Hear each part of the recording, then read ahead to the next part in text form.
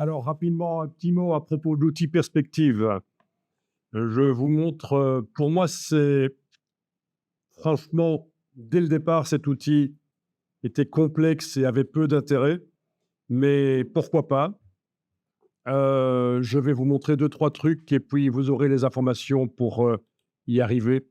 Donc, je vais faire une petite, recherche ici. D'abord, dans un navigateur web, Perspective, Illustrator, je vais afficher des images et vous allez voir à quoi ça ressemble. Voilà, c'est pour faire ce genre de choses. Mmh. Et les exemples qu'on montre à chaque fois, ce sont des buildings comme ça. Donc, c'est souvent des buildings. Alors oui, il y en a un ici qui est un peu différent, mais je suis même pas certain qu'il utilise l'outil Perspective. Ça n'a pas pris de Oui, c'est plutôt de l'isométrique, en effet. Donc l'outil Perspective, vous voyez, je passe en revue au hasard, hein, j'ai tapé Perspective Illustrator dans un moteur de recherche et c'est chaque fois des petits bâtiments qu'on trouve. Donc pour ce qui est du packaging, ça a un intérêt relatif puisque maintenant il y a Adobe Dimension pour faire du packaging hyper réaliste en 3D. Pour ce qui est, de la 3D, il y a aussi, d'autres logiciels Blender 3D gratuit, c'est pas Adobe mais c'est open source. Donc voilà, vous voyez, c'est douteux comme outil. Je n'aime pas trop, je ne vois pas trop à quoi ça pourrait servir. Oui, quand on met du texte éventuellement. Du texte, pourquoi pas, ça peut servir à mettre du texte dans plein de sens différents et à faire des posters, pourquoi pas, voilà, ce genre de choses. Voilà, ce genre de choses, oui. Pourquoi pas. Mais on peut l'obtenir différemment, en fait. Franchement, avec la 3D actuellement, qui est devenue hyper facile, c'est ouais. un peu délicat, la perspective. Et et c'est pas pareil. 3D sur un truc qui est station de Dundee. Bien sûr qu'on va faire de la 3D sur quelque chose qui est à destination de 2D, c'est même, très intéressant la 3D pour faire des posters. Heu, oui, oui, pour, faire des posters, c'est très intéressant, voilà. J'ai tapé poster 3D, voilà des exemples de choses faites en 3D qui pourraient servir, d'illustration pour des posters. Oui, oui, tout à fait. Oui, oui, tout à fait, bon ça, voyons un peu, oui, voilà, donc oui, c'est un genre de poster, c'est des posters avec des objets 3D. Donc c'est pas idiot du tout d'apprendre la 3D basique pour faire, des posters, voilà, avec des formes basiques. Moi, je conseillerais de se limiter à des formes basiques, sinon oui, de la 3D genre Pixar, hyper réaliste ou quoi, non, ça n'a pas de sens. On parle d'objets 3D, de choses, de ce genre-là, c'est très intéressant. Plutôt que de dessiner ça manuellement dans Illustrator en 2D, pourquoi ne pas le faire en 3D? Ça peut être très bien. Donc la 3D, elle existait dans Photoshop, mais elle a disparu. Hem, Elle existe maintenant, elle existe dans Illustrator, mais elle est très basique, la 3D, et il vaut mieux la faire dans Adobe Dimension et Blender, éventuellement, ou d'autres logiciels, 3D qui existent. Mais donc voilà, oui, des posters en 3D, ça peut avoir beaucoup d'impact et ça peut être facile à faire. Qu'on le fasse dans Illustrator ou dans Dimension ou dans un autre logiciel. Mais dès qu'on veut un rendu un peu réaliste, 3D avec, des reflets, des réflexions, c'est pas Illustrator qui va nécessairement vous le sortir, il faudra peut-être passer par autre chose. Voilà. Si on veut des réflexions de ce genre-là, des choses comme ça. OK, donc voilà. Donc, dans le dossier, je vous le dis, vous n'êtes pas obligé d'y aller maintenant, je vais vous montrer dans le dossier Illustrator avancé mai 2024, dans le dossier vendredi, il y a un dossier 25 outils perspective où j'ai, retesté un peu l'outil perspective. Donc ici, j'ai un webblock, donc un .url mais version Mac, hein, c'est un raccourci vers un URL. Donc je vous montre ici, le site Adobe avec le help de Adobe et qui explique, le fonctionnement de l'outil perspective. Voilà, voilà et oui, Ça, c'est une première chose. Deuxièmement, j'ai ici des exemples, chambre 04 par exemple, que je vais ouvrir, où j'ai mis en place dans une image d'une chambre, voilà, j'ai mis en place une perspective sur laquelle j'ai été collé un texte, mais j'aurais très bien pu le faire à l'œil en mettant le texte déformé en perspective sur le mur. Là, j'ai utilisé un bazooka pour tuer une mouche, c'est-à-dire que l'outil perspective, voilà, j'ai dû mettre en place le point de fuite, les différents points de fuite avec des grilles sur le sol. Tiens, le sol ne correspond plus ici, mais voilà, différents points de fuite. Euh, il faudrait une perspective à 2 points de fuite, en fait, pour cet exercice, parce qu'il n'y a qu'un seul point de fuite, mais il y a 2 points de fuite en réalité, parce que vous avez le point de fuite vers l'horizon, là, puis vous en avez un autre vers la droite. Hein. C'est plutôt à 2 points de fuite. Donc, des perspectives, il y en a 1 point de fuite, 2 points de fuite, 3 points de fuite dans Illustrator. Voilà. Encore un autre exemple qu'on avait pu tester précédemment dans Illustrator, mais vraiment, l'accueil avait été mitigé, et je comprends tout à fait, parce que c'est pas intéressant, en fait. C'est pas intéressant. On sait faire autrement. OK. Donc, je vous montre ici dans un nouveau document Illustrator vite fait que lorsque vous activez l'outil perspective, vous avez cette grille de perspective qui arrive et quand vous réactivez la flèche noire, la grille de perspective reste et ça, c'est ennuyeux. Et donc, c'est toujours la question, comment faire pour se débarrasser de ce brol? Vous avez jamais eu ça? Activer l'outil perspective, vous n'avez jamais eu envie de cliquer sur cette chose-là? Parce que si vous aviez eu envie, vous m'auriez forcément posé la question, mais comment je fais pour enlever ce truc? C'est la touche Escape en haut à gauche. Avant, c'était plus difficile, mais maintenant, la touche Escape, c'est en haut à gauche du clavier, et voilà.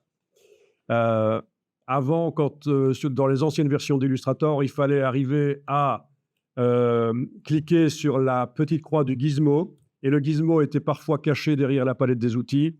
Donc, il fallait parfois bouger la palette des outils. Le gizmo est là, il fallait cliquer sur la croix. C'était le seul moyen avant. Maintenant, il y a la touche Escape. C'est facile.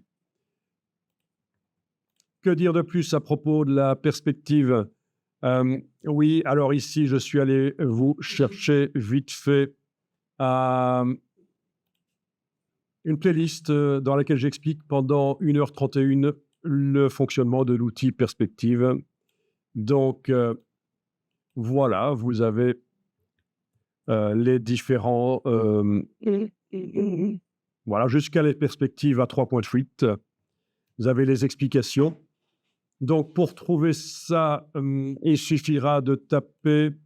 en fait, je vous ai fourni le lien quelque part. Oui, je vous ai fourni le lien dans le dossier d'aujourd'hui, dans documentation intéressante. Oui, dans le dossier documentation intéressante, vous aurez base de l'outil perspective et je vous ai mis un fichier RTF avec un lien cliquable. Voilà, tout simplement. Donc, quand vous cliquez là-dessus, vous tombez sur la playlist avec l'explication. Je pense qu'il n'y a pas grand-chose de plus à dire à propos de l'outil perspective.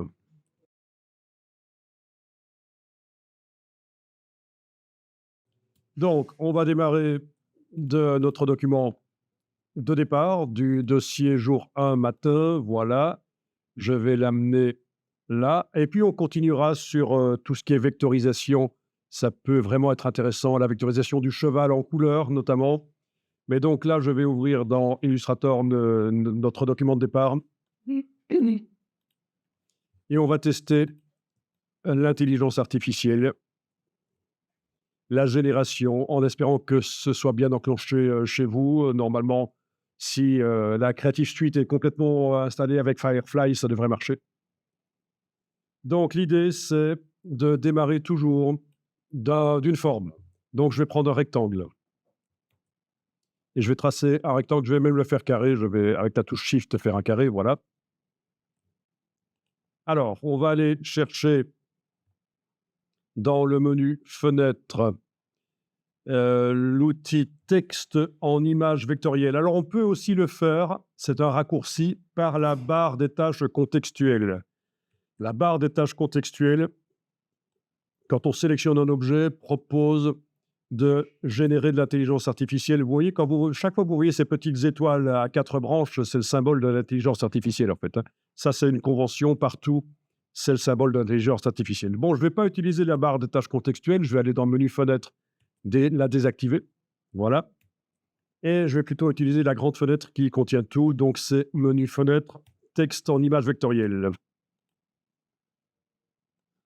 Vous avez aussi quelque chose dans le menu fenêtre propriété. Oui, vous avez aussi dans le panneau propriété une partie du panneau propriété qui concerne l'intelligence artificielle, mais je ne vais pas l'utiliser. On va vraiment utiliser le vrai panneau ici. Et donc, vous avez plusieurs possibilités. Donc, il faut choisir si on fait un sujet, une icône, un motif ou une scène. On va commencer par un sujet.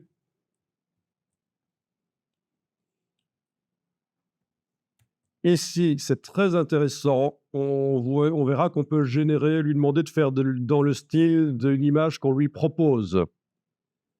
Est-ce que vous avez bien ceci parce que ça évolue tellement que si vous n'avez pas exactement la même version d'Illustrator que moi, il est possible que vous ayez un panneau un peu différent. Vous voyez, là, je suis avec la version 28.5 et vous le voyez, si vous êtes sur le menu Illustrator ici, à propos d'Illustrator, ou sur PC dans le menu Aide, à propos d'Illustrator, vous voyez quelle est votre version.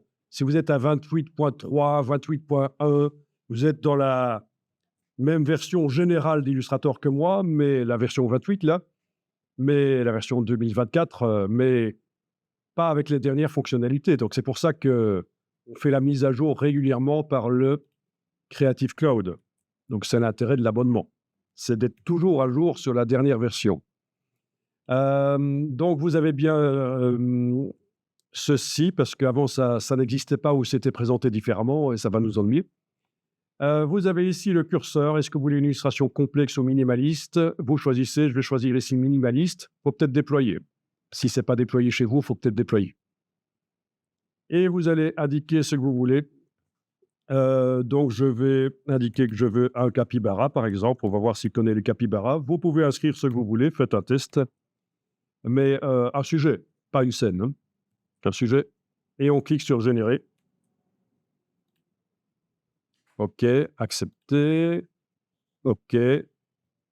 Alors là, ils disent, un petit conseil au passage, tester différents styles graphiques, voilà, sur un plan de travail vierge. Commencez par créer un rectangle sur la zone de travail pour définir la taille des images générées. Voilà. OK, donc j'ai 3 capybaras. Je vais zoomer. Voilà, je vais peut-être cliquer à côté. Non, si clique à côté, ça ne marche pas. On n'arrive pas à sélectionner l'un ou l'autre. Donc je vais peut-être faire affichage, masquer le contour de sélection. Voilà, comme ça on verra mieux. Voilà, 3 capybaras minimalistes. OK. Est-ce que vous avez vos images? C'est super quand même tout ça, hein. Ils sont tellement goûteux et juteux, les capybaras, je n'en peux plus. OK. Donc ici, ce que je vais faire, c'est prendre, avec la flèche noire, le rectangle. Il faut que je réaffiche, si je veux voir ce que je fais. Affichage, afficher le contour de sélection. Oui, donc le raccourci est intéressant à connaître quand même, hein. Commande H, H comme eyes, caché. Donc, c'est intéressant. Voilà. Alors, donc ici, je vais prendre, avec la flèche noire et dupliquer 1 fois, 2 fois. Comme ça, sur chacune des versions, je peux mettre une des 3 images. Voilà. Et donc tout ça, c'est du vectoriel. Commande Y, on voit qu'on a du vectoriel, donc c'est modifiable. Avec la marionnette, les couleurs sont modifiables, tout est modifiable. En fait, les formes sont modifiables, tout est modifiable. C'est ça qui est puissant, il n'y a même pas besoin de vectoriser. Si on faisait ça dans Photoshop et qu'on l'amène, il faudrait vectoriser, mais là, c'est directement vectoriel. OK, alors on va faire d'autres tests, si ça va pour vous. Oui.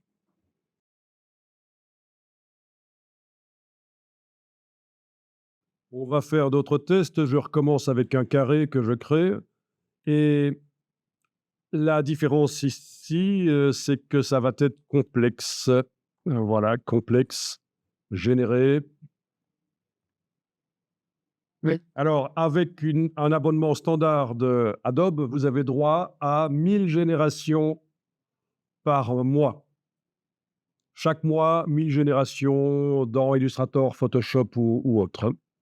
Donc, ça fait une trentaine par jour. OK, donc même chose ici, je vais dupliquer une fois, deux fois. Sur celui-là, je vais mettre celui du milieu. Sur celui-là, je vais mettre celui-là, voilà. Et donc, vous voyez clairement la différence. C'est moins de l'illustration, enfin, je veux dire, c'est moins sympa, c'est moins simplifié. C'est plus réaliste, on va dire, le résultat. Bien sûr, si ça ne convient pas, on peut continuer et il va régénérer d'autres. Donc, avec les mêmes réglages, il va en régénérer d'autres. Alors là, il s'est un peu planté. Il faudra que j'aille boucher le trou à l'arrière parce que le dessus du museau, pourquoi est-ce qu'il n'a rien? Là, il zarbille quand même, hein. OK, donc là, je vais à nouveau, avec la touche Alt, dupliquer et choisir l'un et l'autre, voilà. Donc, vous voyez, à chaque fois, vous en fait des différents.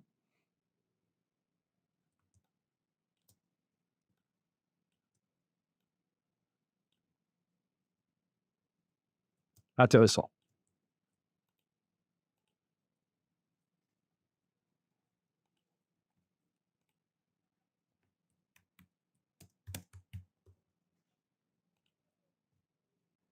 OK, je vais continuer. Je vais voir si on peut lui demander un groupe de capybaras et je vais revenir, peut-être au milieu entre le minimaliste et le complexe. Donc, est-ce que si je lui en demande plusieurs, est-ce qu'il va bien vouloir m'en faire? Alors, est-ce que ça s'appelle un groupe en anglais ou un autre terme?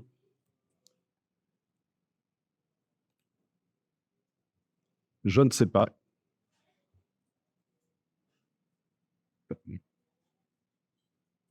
On peut taper en français aussi, en fait. Moi, c'est juste une habitude, j'ai tapé en anglais, mais on peut taper en français. OK, donc je duplique, plusieurs fois. Je mets celui-là, celui-là. Tiens, on a dit celui-là, celui-là. Voilà. OK, c'est bien. Des groupes de capybaras. C'est pas vraiment des groupes, mais enfin, si j'en fais plusieurs et que je les superpose, peut-être que ça ira. Donc, il y a possibilité de faire des feedbacks, concernant les générations. Tiens, là, j'agrandis le panneau parce que on peut l'agrandir par sa petite case en bas à droite, pour le voir plus grand. L'idéal, ce serait d'avoir un deuxième écran quand même. Hem, OK. Où est-ce qu'il me les a mis? Ah oui, j'ai agrandi le panneau et quand je sélectionne une des générations, ici, on a la possibilité de lui dire que le résultat, on le trouve bon. On trouve que c'est de mauvaise qualité, on peut signaler un problème, voilà. Donc, on peut donner, du feedback à Adobe.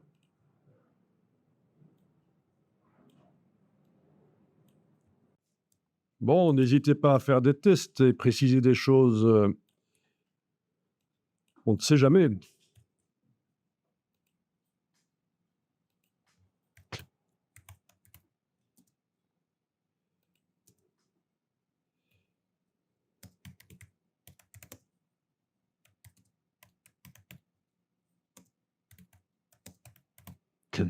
Je lui demande des capybaras dansants qui se tiennent sur leurs, pattes arrière, on va voir s'il comprend,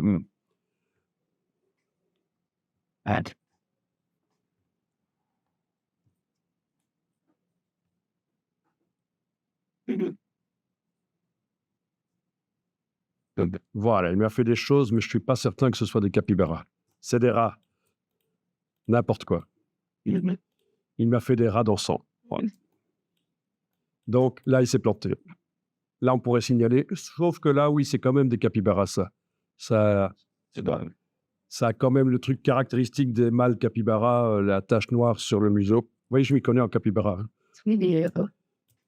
Et je peux vous expliquer toutes les sauces qui vont bien avec. Oh, mais non, arrêtez.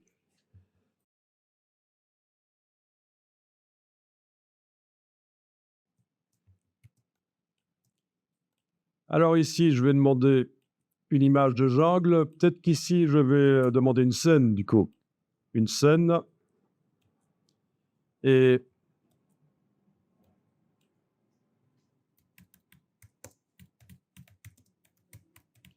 voilà, une image de jungle. On va voir ce que ça dit.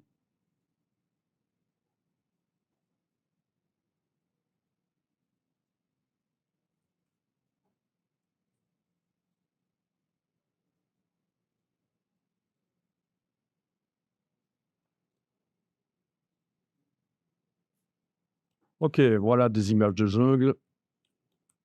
Mais en fait, il m'a pas mis le sol. Et ça m'ennuie plutôt, mais ça peut être intéressant quand même, ce genre de choses, hein. Ok, on va lui demander de mettre le sol.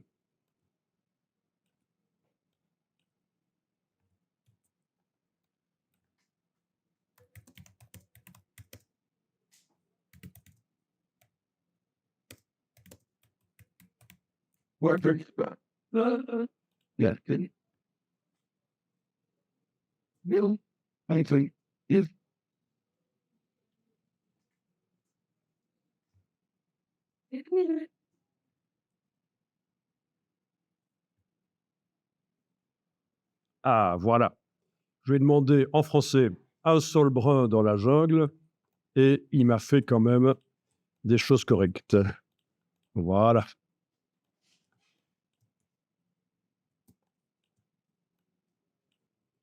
Ok, bon, c'est pas si mal que ça. Donc il faut se rendre compte qu'avec Photoshop, on pourrait agrandir la scène. Photoshop pourrait inventer dans le même style ce qu'il y a tout autour de l'image, hein, avec ce qu'on appelle le développement génératif. Ici, je ne suis pas certain que dans Illustrator, le développement génératif existe, qu'il soit déjà possible dans Illustrator de lui demander d'agrandir la scène, d'inventer plus que ce qu'on voit. Mais en passant ça dans Photoshop, je suis certain qu'il n'y aurait aucun problème. Alors, autre chose, les images de référence. Je vais tenter quelque chose ici, on va voir si ça fonctionne, et sinon, on fera autrement.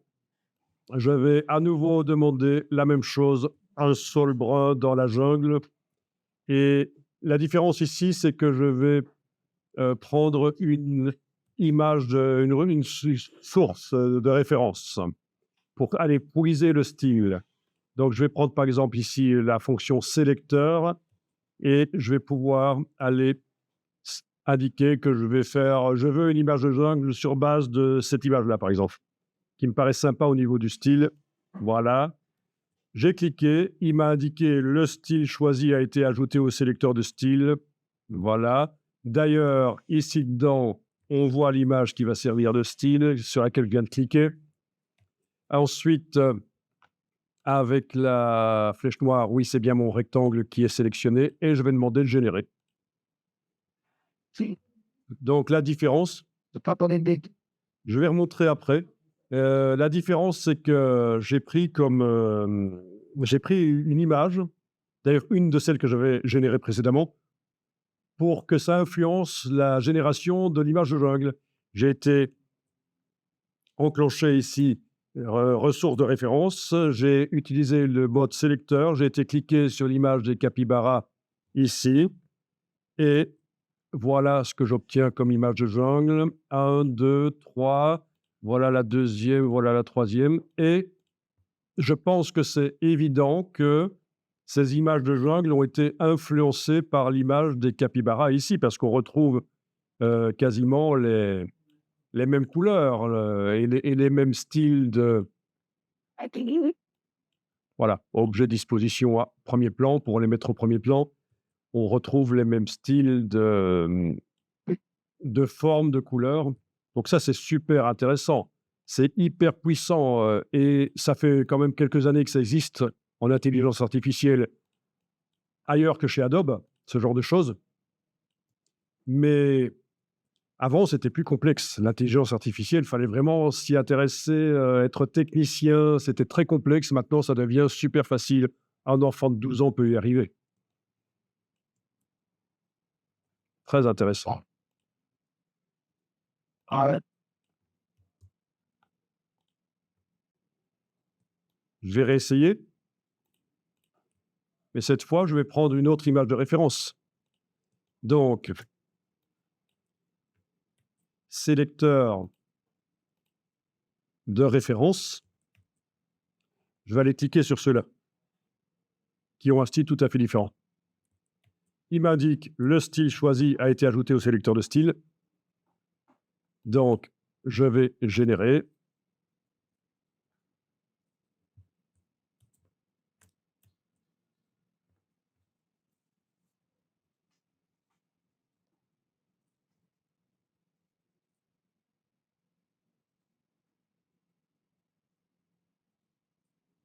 Voilà, alors qu'est-ce que ça dit? C'est peut-être un peu plus lumineux. Ça correspond peut-être un peu plus à l'image des capybaras qui étaient là. Oui, les précédents, c'était plus sombre, hein. Ici, c'est peut-être un peu plus lumineux, sauf celle-là quand même. Donc, pas extrêmement convaincant ici, mais bon. On peut lui demander de régénérer autant de fois qu'on veut. Alors, on va voir qu'on peut utiliser aussi des images pixels en tant que référence. Et là, je pense que c'est assez bluffant, le résultat. Donc, je vais aller dans un navigateur web. Je vais aller chercher, par exemple, une image qui a vraiment une identité visuelle très forte. Je vais aller chercher une image de Keith Haring. Voyons un peu qu'est-ce que je vais prendre comme image qui pourrait être intéressante pour ça. Hmm, voilà, ouais. Tentons ça. C'est quoi ça? Ouais, ok. Donc là, c'est bien sûr sous copyright. Il n'y a pas de secret.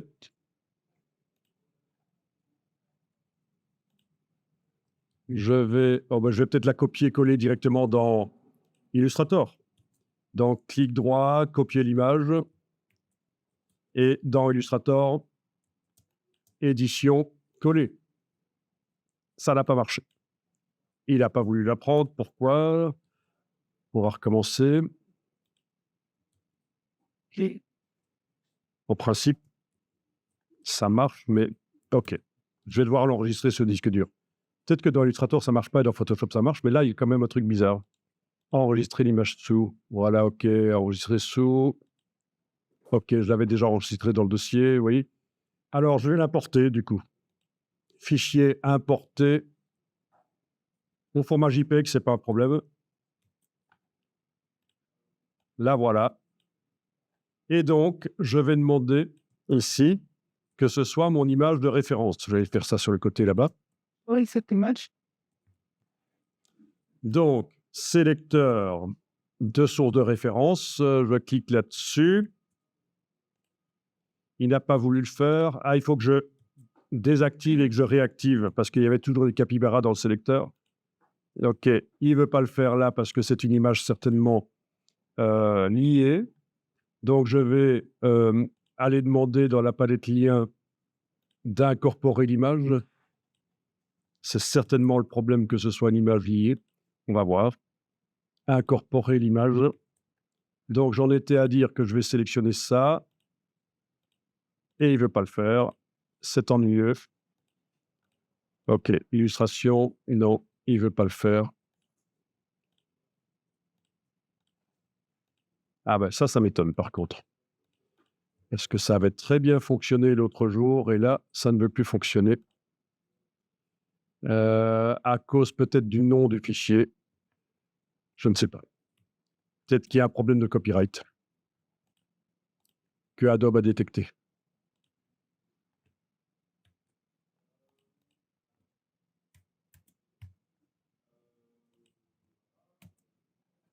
Je vais réessayer d'importer. Cette fois-ci, sans l'option liée, elle n'est pas utile ici.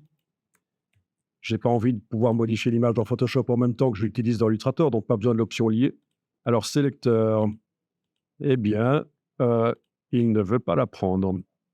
Ah si, voilà, le style choisi a été ajouté au sélecteur de style. Est-ce que le problème venait du fait qu'il y avait le mot keyfaring dans le nom du fichier? Peut-être, je ne sais pas. En tout cas, quoi qu'il en soit, ici, je peux maintenant faire un rectangle et demander de générer un capybara. On va voir ce que ça va dire. Et alors, je vais le faire en sujet. Oui, sujet, capybara, générer. Et donc, ah non, attendez. Il faut que je resélectionne ça. Voilà. Oui, parce que je suis passé de scène à sujet, il avait oublié que la source de référence. OK. Donc, je régénère, voilà.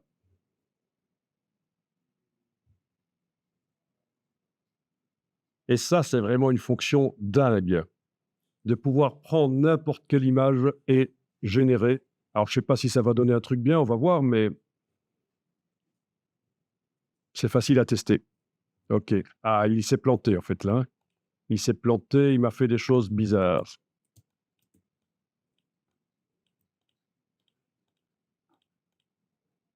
Bon, c'est pas grave, on va réessayer. En demandant du minimaliste.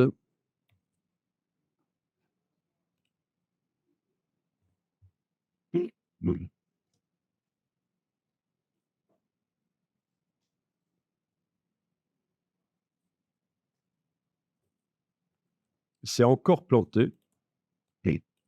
Ah, quoique, ça ressemble plus. On retrouve un peu des traits BD, mais c'est pas du keyfaring. Je vais peut-être devoir aller chercher une meilleure image de keyfaring. Enfin, meilleure. Voilà, façon de parler. OK.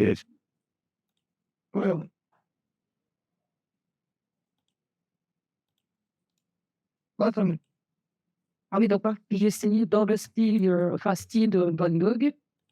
Ça ne veut pas parce que je trouve que c'est Van Gogh. Ah, Van Gogh, ah oui. Ah oui, il veut pas. Pourtant, c'est pas sous copyright, Van Gogh.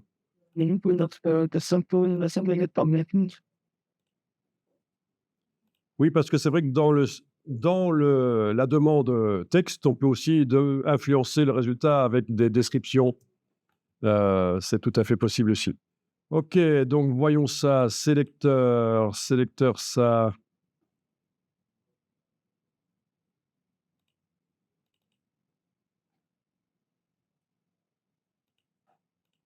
Ah,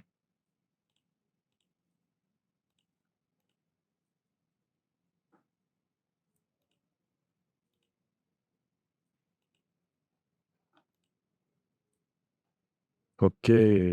Il a fallu le temps, hein. Je pense qu'il faut le temps qu'il envoie l'image sur les serveurs de Adobe. C'est pour ça que ça prend du temps pour réagir. Donc, je reteste la génération d'un capybara minimaliste, mais cette fois-ci sur base de ceci. Ah, OK.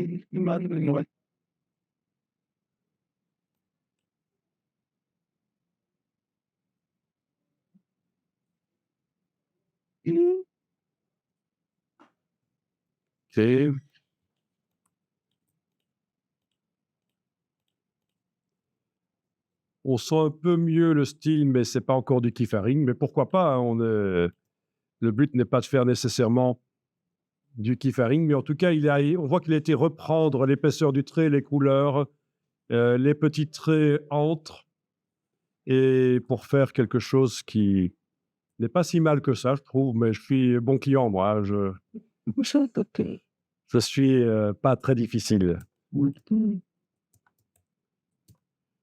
J'aime bien l'art brut déjà. Donc, l'art brut, c'est des choses un peu comme ça, quoi. Un peu à l'arrache, quoi. Sérieusement, vous feriez un t-shirt avec ce genre de choses, ça pourrait passer, ça pourrait se vendre. Bon, vous êtes au courant du print on demand? Chez moi, oui. Mais non. Print on demand, vous connaissez? Ouais. Donc, c'est l'impression à la demande. Ça existe quand on veut faire des livres, quand on veut faire des mugs, des t-shirts. Vous connaissez? Oui, donc c'est le principe un peu du Etsy et des choses comme ça. C'est super intéressant. Ça veut dire que la plupart des t-shirts, par exemple, que vous voyez sur le web en vente avec des choses dessus, ils n'existent pas. Ils n'existeront que si quelqu'un l'achète, ce sera imprimé à ce moment-là. Donc ça veut dire, c'est pour ça qu'on a des magasins où on a énormément d'illustrations, un choix énorme. Il y a forcément une qui est pour nous, c'est la logique commerciale, hein. Il y en a forcément une qui est pour nous et voilà. Vous pouvez comme ça générer sur vos sites web de e-commerce énormément de propositions et c'est imprimé quand quelqu'un achète un exemplaire. Même chose pour les livres. Voilà. Les livres à la demande avec un numéro ISBN si on veut, c'est tout à fait un livre tout à fait normal, correct. On peut maintenant pour imprimer un livre, un écrivain peut sortir quelque chose, ça lui coûte rien, quoi.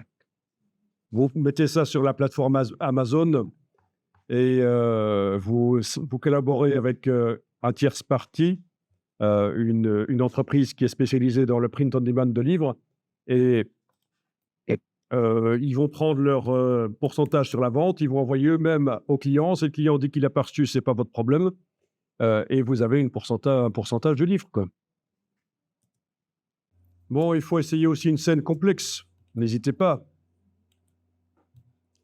Donc, scène, je ne vais pas faire d'après une image de référence, mais vous voyez, les images de référence, c'est très intéressant parce que ce n'est pas seulement aller piquer des styles chez quelqu'un, c'est quelqu'un qui fait de l'illustration, qui peut se servir d'un personnage, par exemple, qu'il a fait, pour générer automatiquement un décor. Des végétaux, des arbres qui seront dessinés dans le même style que le personnage qui les propose.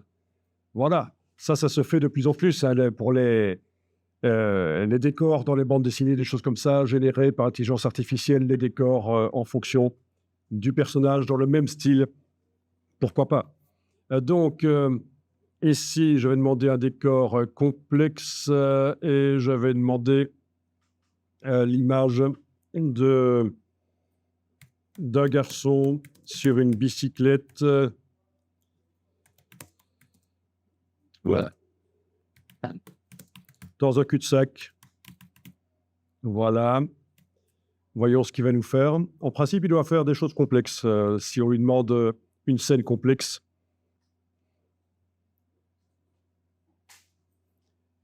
Maintenant, il ne faut pas que ça ressemble non plus à une photo. Ça n'a pas de sens. Ce n'est pas le but ici dans Illustrator. Illustration, c'est... Voilà.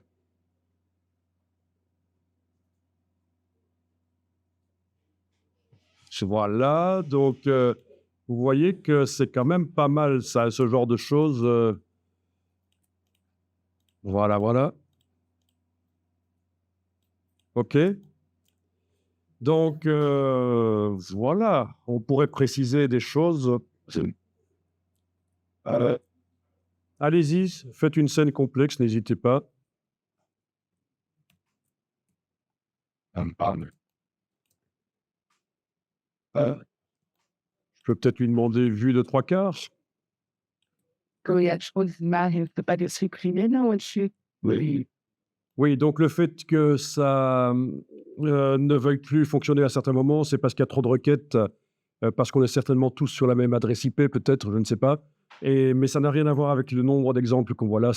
Supprimer ça ne réglera pas le problème. Sinon, il ne m'a pas fait un cul-de-sac. Hein. Maintenant que je vois, ce n'est pas un cul-de-sac. Je vais demander un cul-de-sac, mais bon. Alors, un garçon sur une bicyclette dans une rue.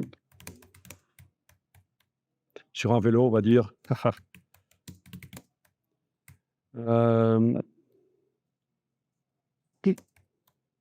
Est-ce que cul-de-sac, il va vouloir accepter s'il pense que je suis en train de lui demander des choses Oui, parce qu'il est très puritain. Voilà. Et alors, il est puritain et hypocrite. Parce que quand on lui demande quelque chose et qu'il pense, ou que réellement c'est un truc un peu vicieux, Il va pas le dire, il va dire, «Nos serveurs sont occupés pour l'instant, il arrive», voilà. Pour une impasse. Oui, une impasse, ce serait bien, oui, une impasse, on va mettre une impasse. Soyons prudents. Je dis pas qu'il aurait bloqué, hein, mais bon, je vais essayer vue de 3/4. Mon personnage, il l'habille avec un contour horrible. Donc, il ne sait pas le.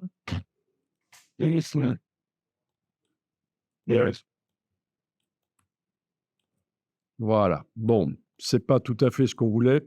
Mais donc il y a encore du boulot pour les illustrateurs. Si vous voulez vraiment des choses, précises, un illustrateur va vous faire ça en quelques heures, peut-être 1 heure même, heu, voilà. Bon, ce qui se passe, c'est qu'on dit que ça peut servir pour faire du concept. En jeu vidéo, par exemple, on s'en sert beaucoup pour faire du caractère design. On démarre de plus en plus, de ça pour faire du caractère design.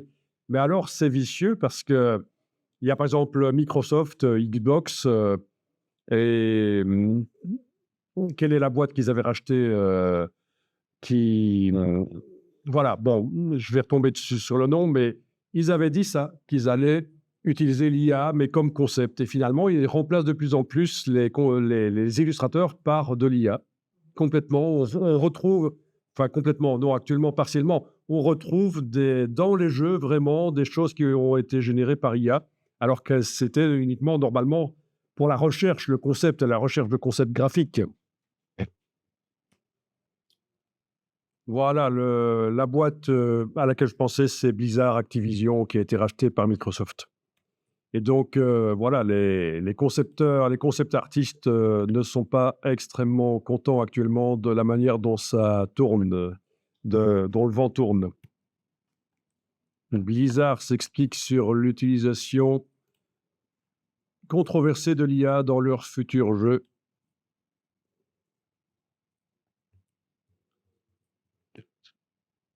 Non, on n'est pas au bout de, nos surprises avec l'IA. Vous êtes au courant, hein, c'est une révolution, aussi grande, si pas plus, que l'arrivée d'internet, donc vous voyez un peu, hein? Vous voyez un peu.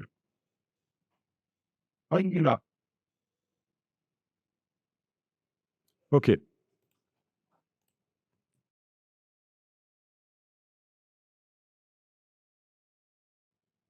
Bon, je te propose de voir, comment on peut, retravailler les couleurs. Il y a plein de manières de travailler les couleurs dans Illustrator, mais je vais vous en montrer une qui consiste à prendre des gammes de couleurs et les réappliquer sur les illustrations de manière plus ou moins aléatoire, générer des recherches, au niveau des couleurs.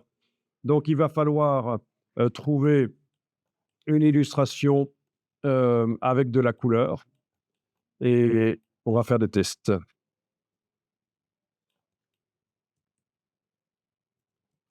Alors il aurait fallu que j'ai, oui, oui, je vais peut-être prendre cela. Voilà, on va voir. Alors pour simplifier, le travail, je vais copier-coller ça dans un autre document. Donc je vais fermer ce document-là après avoir copié et puis je vais aller réouvrir, sur base de notre template, un nouveau document et coller. Voilà, bien clean, il y a que ça dans l'illustration, ce sera plus simple. Il y a que ça dans le document, ce sera plus simple. Redéfinition des couleurs.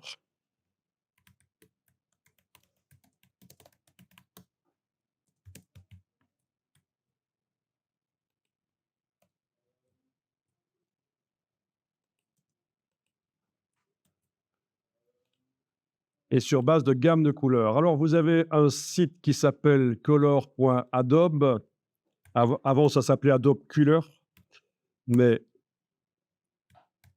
maintenant c'est color.adobe, voilà. Vous n'êtes pas obligé d'y aller, je vous montre juste.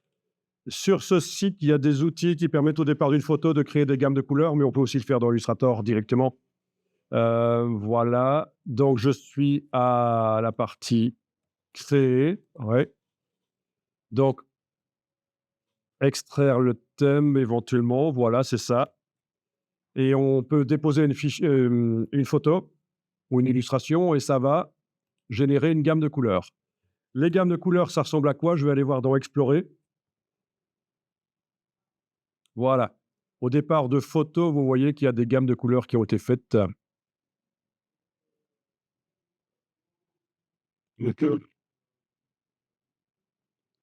On peut évidemment affiner la recherche. Et alors, il y a les tendances actuelles au niveau des couleurs.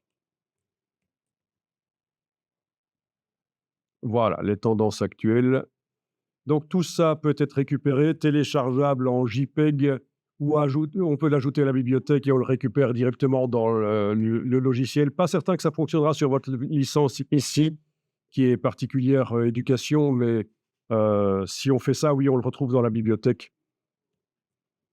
Bon, ça c'est donc vous connaissiez peut-être ça, les gammes de couleurs comme ça? C'est très intéressant hein, pour donner une identité visuelle à une production que vous faites. Bon, quoi qu'il en soit, ici, je vais aller chercher dans un premier temps des gammes de couleurs qui sont existantes dans Illustrator. Donc, on y va. Donc, on va aller dans le nuancier. En bas à, en bas à gauche, et vous avez, à partir d'ici, mais là aussi, aliment, c'en est un, vous avez des gammes de couleurs.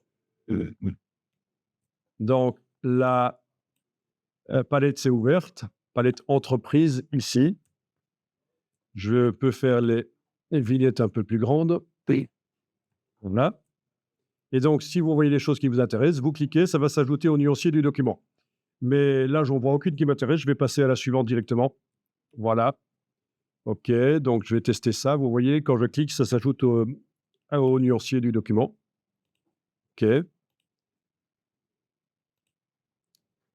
Donc, l'idée, c'est de recoloriser les capybaras avec de nouvelles gammes de couleurs. Et je vais pouvoir faire des tests ici avec ça. Donc, vous en prenez autant que vous voulez.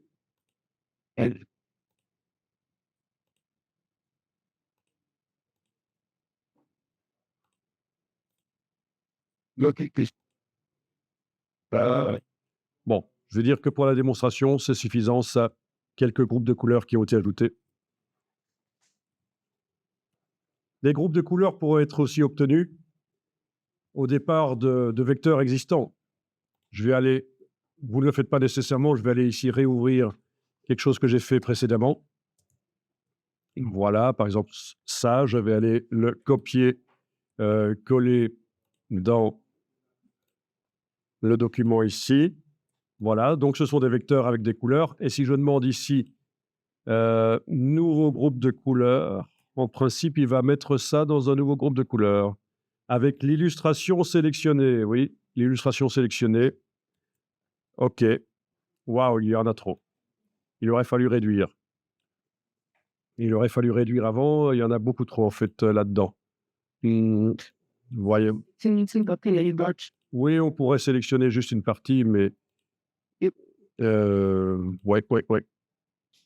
On pourrait sélectionner juste une partie de l'image, en effet, juste certaines couleurs avec la flèche blanche plus. Ouais. Oui, c'est vrai qu'il y a beaucoup de nuances justement dans celui-là, c'est ça le problème. OK, je vais dire que je prends celle-là. Voilà. OK. Celle-là, ça ressemble trop. On va prendre celle-là aussi, voilà. Donc, nouveau groupe de couleurs. OK. Voilà, le groupe de couleurs que j'avais sélectionné. Donc, mauvais exemple ici, il y avait beaucoup de nuances pour tenter de faire un effet aquarelle. Il y avait plein de couleurs, donc ça me faisait un groupe immense. OK, j'ai plus besoin de ça. Bien. Je peux aussi le faire au départ d'une photo. Je vais importer une photo.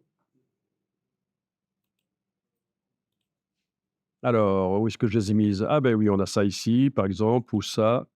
OK, on a ça. Donc, je vous montre la photo ici, que je vais vectoriser avec l'outil vectorisation de l'image. Je dois cliquer à côté, recliquer dessus. OK, vectoriser. OK, il me dit que ça va être lent. C'est pas grave. En couleur. Bon, l'image est très précise, donc c'est lent. Voilà. Combien est-ce qu'on a de couleurs? Il nous en a fait 30, c'est beaucoup trop. Je vais décocher la case aperçue pendant que je modifie, sinon ça va recalculer à chaque fois que je bouge. OK, je veux 7 couleurs au départ de ça, les 7 principales de la photo, du dessin. Voilà, il y en a 7. Oui, on va dire que c'est bon. Je vais décomposer la vectorisation, objet vectorisation décomposé et peut-être bien, ajouter les couleurs, dans un groupe de couleurs. Nouveau groupe de couleurs, OK et ben le voilà, avec les couleurs de l'illustration donc vous voyez, au départ d'une photo ou d'un dessin, on peut générer aussi des groupes de couleurs. On n'est pas obligé de passer par Adobe Color. La vectorisation et l'ajout des nuances, c'est bon.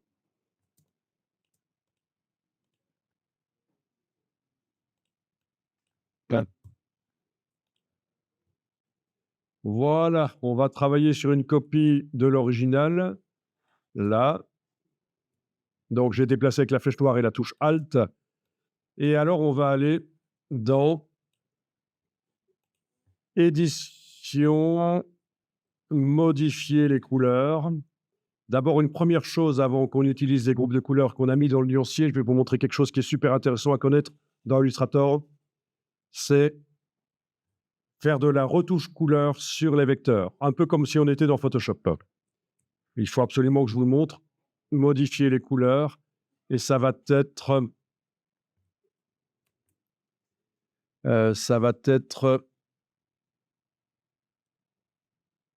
correction de l'équilibre des couleurs, je pense, oui, ça, c'est ça, correction de l'équilibre des couleurs, ça peut marcher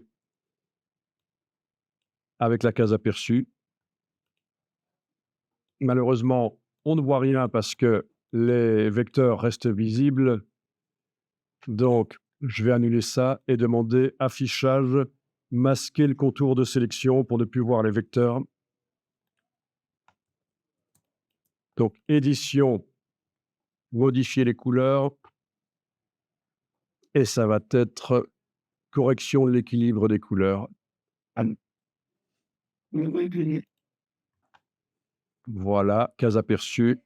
Et voilà, et on peut modifier l'ambiance colorée des vecteurs.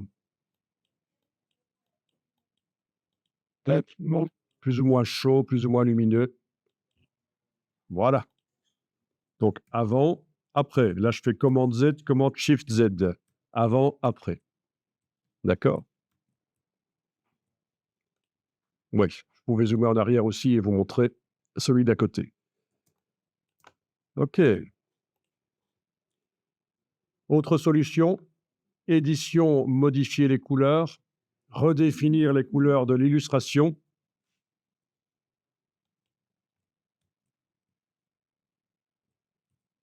Et vous allez dans Options avancées. Voilà. Et là, vous avez, pour modifier globalement les couleurs, vous avez ici la possibilité, ça c'est un menu, d'aller jusque correction globale. Donc je récapépète pour ceux qui auraient loupé. Je suis avec mon illustration. D'ailleurs, je pense que là, le contour de sélection pourrait rester affiché parce qu'une fois qu'on sera dans la boîte, il va disparaître. Donc j'ai réaffiché le contour de sélection, affichage, contour de sélection. Donc c'est dans Édition, modifier les couleurs, redéfinir les couleurs de l'illustration. Voilà, comme prévu, le contour sélection n'est plus visible. Mais c'est toujours bien sélectionné.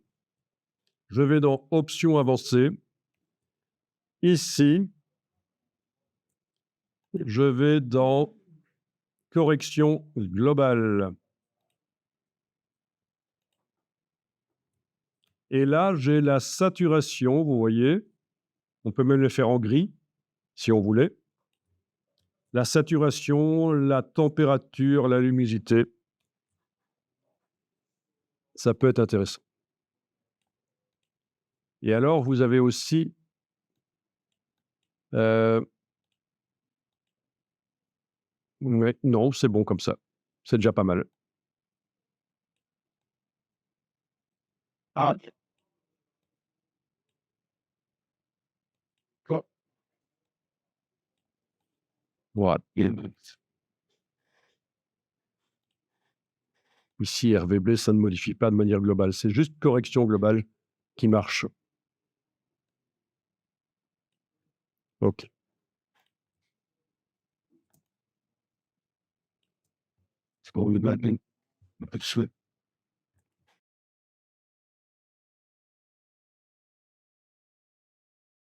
Bon, alors ici, on va entrer dans le délire psychédélique, hein, parce qu'on va réellement utiliser nos groupes de couleurs qui sont complètement délirants par rapport à des couleurs normales pour mes bestioles, là, hein. Alors, pour votre illustration à vous, je ne sais pas ce que ça va donner, mais on va voir ici. Donc, vous avez une copie, pas de problème. Il faut travailler sur une copie. Vous allez dans Édition, modifier les couleurs, redéfinir les couleurs de l'illustration. Vous cliquez sur Options avancées. Et là, sur le côté, vous retrouvez vos groupes de couleurs que vous avez choisis, en fait. Vous les retrouvez? C'est bien les mêmes? Oui, c'est les mêmes. Il y a même, oui, c'est les mêmes en principe. Oui, c'est les mêmes.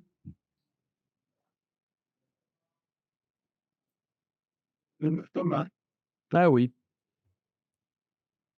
bizarre. OK. Et donc, on clique sur un groupe de couleurs et ça applique la couleur de manière un peu aléatoire. Vous faites des tests comme ça. Très intéressant. Alors, voilà, quand vous voyez quelque chose qui vous intéresse au niveau de la couleur, vous cliquez sur OK et vous redupliquez l'original et vous continuez sur l'original. Voilà, c'est l'idée, hein. On va garder plein de versions et on va comparer après. Donc, on clique sur OK et avec la touche Alt, on déplace l'original et on va continuer sur la copie de l'original ici. Alors, ce sera intéressant qu'il y ait un raccourci clavier pour ceci parce qu'on va devoir y aller souvent. Dans les logiciels Adobe, quand vous devez aller souvent dans un menu et qu'il n'y a pas de raccourci clavier, faites-le. Donc, on va le faire. Vous allez dans Édition, raccourci clavier.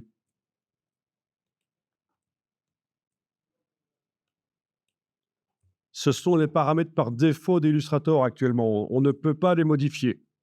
Donc, je devrais normalement ici faire déjà mon propre jeu de clavier, de raccourci clavier, mais il va me le proposer à la fin. Je vais modifier, il va me proposer de faire mon propre jeu puisque celui-là ne peut pas être modifié.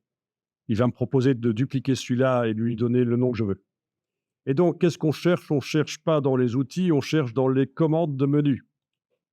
Ce que je suis en train de montrer là, ça marche aussi dans Illustrator et InDesign. On cherche c'était dans Édition, ça s'appelait modifier les couleurs ici, voilà. Et ça s'appelait redéfinir les couleurs de l'illustration, voilà. Ça va, vous trouvez? Édition, modifier les couleurs, redéfinir les couleurs d'illustration. On sélectionne cette petite case et on va taper un raccourci clavier. Donc, au clavier, vous tapez un raccourci et c'est pas évident. Il va falloir utiliser les touches commande, option et majuscule. Tiens, j'ai essayé Alt M ici. Et il n'a pas l'air de me dire que c'est utilisé quelque part. Donc ça, c'est super, parce que c'est le problème, c'est que les raccourcis, il y en a plein qui existent déjà. Option M, apparemment, ça marche chez moi. Je clique sur OK. Comme prévu, il me dit que... Enfin, il ne me met même pas, il me demande d'enregistrer le nom du fichier. Je vais indiquer. Voilà. Voilà, et donc Alt M, quand c'est sélectionné, quand j'ai quelque chose qui est sélectionné, Alt M fonctionne, ça m'appelle la boîte. C'est un gain de temps énorme. Alors, comme info supplémentaire, je vous montre que sur YouTube, vous allez trouver des vidéos à moi Une vidéo dans laquelle j'explique comment, avec des raccourcis clavier, on peut passer d'un mode de fusion à l'autre dans Illustrator. Vous vous souvenez? On mettait le pointeur au-dessus du nom de la fusion et on faisait aller la roulette. Bon, il est possible aussi de le faire par des raccourcis clavier. Ça a un intérêt relatif, hein. Pourquoi pas? Mais alors, le truc le plus intéressant, c'est ceci. Vous pouvez ajouter un raccourci clavier à n'importe quel logiciel, même si c'est pas prévu. Donc bien sûr, si je suis dans un logiciel qui n'est pas Adobe, je suis dans un logiciel TechSmith, par exemple, ou une autre marque de logiciel, j'aurai pas nécessairement l'éditeur de raccourci clavier. Édition, raccourci clavier, ça va pas exister. Il va falloir que j'aille par le Mac, par, les réglages du Mac, ajouter le raccourci clavier à, l'application qui ne l'a pas. Donc je vous signale ça parce que vous pourriez vous dire: «Mais c'est dommage, dans telle application, je dois souvent aller dans ce menu, c'est vraiment ennuyeux. Il n'y a pas l'éditeur de raccourcis comme chez Adobe». Mais si, vous pouvez le faire par le Mac. Et donc l'explication est là. C'est dans les réglages clavier, comme on le voyait là. Clavier, raccourci de l'application, c'est ça. C'est les réglages du Mac, clavier, raccourci. Et puis, il faut aller dans raccourci d'application. Mais vous avez toute l'explication avec le son et ma douce voix qui vous explique ça. OK, donc on en était ici. Options avancées. On a les différents groupes. Bien, intéressant. Mais ah oui, et alors le noir est bloqué. Oui, le noir ici, vous voyez, ce qui est foncé est automatiquement bloqué parce qu'il considère que ça fait partie des traits qui ne doivent pas être modifiés. Mais si je clique à cet endroit-là, voilà, ça va peut-être le modifier. Oui, ça le modifie maintenant. Le noir peut être modifié aussi. Vous voyez, les traits deviennent rouges. Ils peuvent prendre d'autres couleurs. Voilà, là, ils deviennent mauve. Voilà. Et OK, quand vous avez appliqué un groupe de couleurs et que vous obtenez un résultat qui vous plaît, vous pouvez aller plus loin. oui, Enfin, si le résultat vous plaît, vous devez cliquer sur OK, dupliquer l'original et voilà, réessayer. Mais sinon, vous pouvez déjà aller plus loin avec ceci et ceci. Donc, ceci, c'est modifier l'ordre des couleurs. Chaque fois que vous cliquez, ça va inverser les couleurs d'une forme à l'autre. Vous voyez?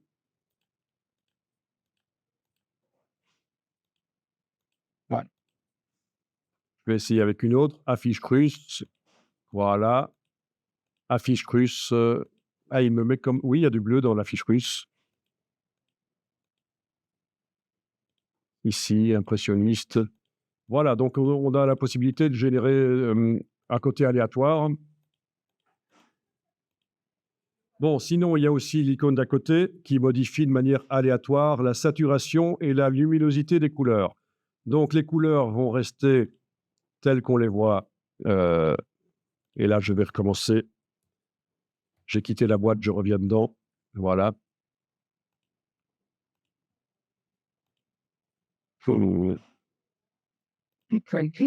Donc, en cliquant là-dessus, ça modifie la saturation et la luminosité de manière aléatoire. Oui, les couleurs restent les mêmes, mais enfin, je veux dire, c'est toujours du vert là où c'est du vert, du jaune là où c'est du jaune, mais différentes saturations et luminosité. Voilà, et vous avez certainement à un certain moment quelque chose qui est correct et bien. Et vous cliquez sur OK. Il vous demande enregistrer les modifications apportées au groupe de nuances avant de fermer. Vous pouvez répondre oui, c'est bon. Voilà. Et là, de nouveau, peut-être. alors, il fait des lignes. Je vais venir voir. Voilà, donc vous aurez donc aussi d'autres manières de changer les couleurs, mais vous allez découvrir ça au fur et à mesure, hein.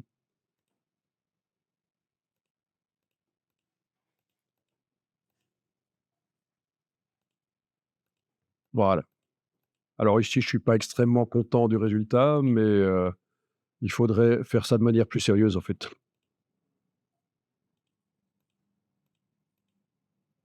Voilà. Faudrait faire ça de manière un peu plus sérieuse. Mais en tout cas, ça génère plein de versions, c'est du travail sur les couleurs. C'est un assistant pour les couleurs, quoi. Et donc vous avez eu l'occasion aussi de tester, la recolorisation, par l'intelligence artificielle, qui est disponible notamment ici, recolorisation générative. Oui, là aussi, oui, on décrit la palette de couleurs, c'est comme ça. J'ai pas beaucoup utilisé, hein. On décrit la palette de couleurs. Il y a des exemples de variantes, des exemples de prompts. Voilà, oui. Pas mal aussi quand même ça, hein. Pas mal du tout, c'est même encore mieux que ce que j'ai montré avant.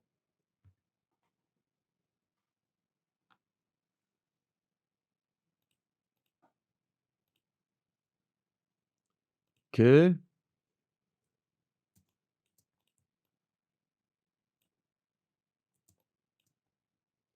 Dans ce que j'ai montré avant, l'erreur, ça a été d'autoriser la modification du noir aussi, hein. Normalement, il faut pas faire ça. Alors, dans édition, modifier les couleurs, recolorisation générative, vous avez aussi la possibilité d'ajouter un raccourci clavier parce qu'il y en a pas. C'est quand même incroyable, on se demande pourquoi. Donc, voilà. Oui, j'avais déjà essayé de décrire des ambiances et c'était pas terrible comme résultat.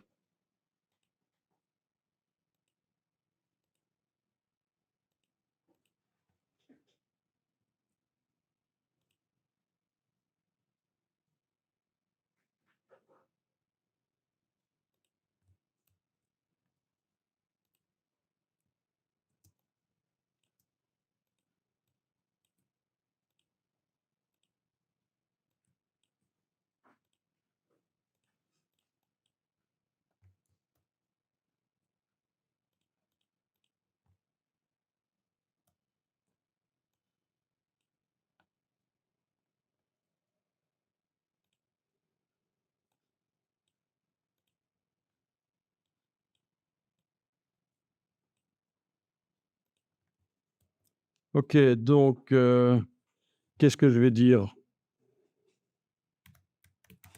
Ambiance lever de soleil, par exemple, générer.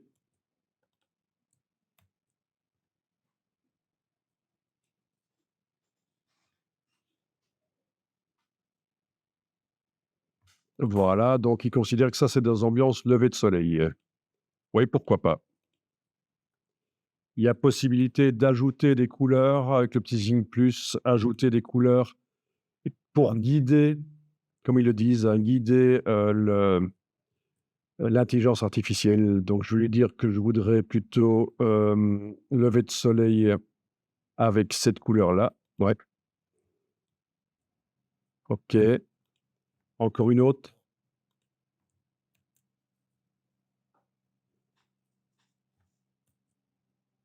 avec, celle-là, couleur brique, voilà. Donc je lui ai ajouté, 2 couleurs que je suis allé chercher dans le nuancier. Après avoir, lancé le prompt, il m'a permis d'ajouter et je vais régénérer. Et donc en principe, oui, les 2 couleurs ici devraient être prises en compte. Je devrais les retrouver.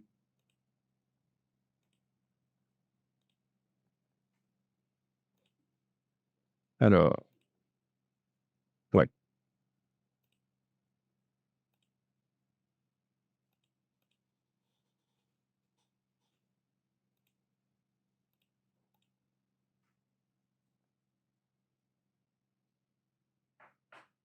voilà, j'ai ajouté du vert parmi les couleurs suggérées et il me les a mises.